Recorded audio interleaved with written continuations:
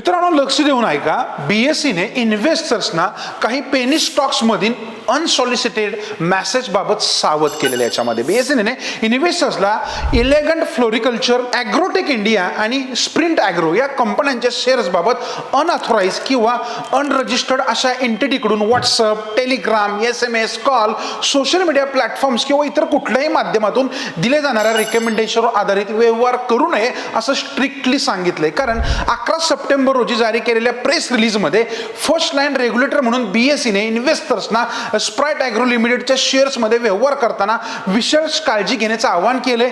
विशेषतः online tips आणि रिकमेंडेशन्सवर अवलंबून राहू नये असं सांगितलंय. अशा स्रोतांवर आधारित ट्रेडिंग टिप्स दिशाभूल करणाऱ्या असतात आणि याच्यामध्येच लोकांचे कित्येक पैसे अडकतात. 10 जुलै रोजी मार्केट रेग्युलेटरने या कंपनीतील पॉसिबल व्हायोलेशनची चौकशी सुरू केली होती. त्यात preferential allotment, share split, bonus issue, right offering, suspicious trading आणि नॉन प्रोमोटर्स एंटिटीकडून शेअरची विक्री याचा समावेश होतो. त्यामुळे या गोष्टीकडे थोडं लक्ष द्या. हे कथित उल्लंघन ऑगस्ट 2023 ते एप्रिल 2025 या कालावधीत झाल्याचं समजतंय.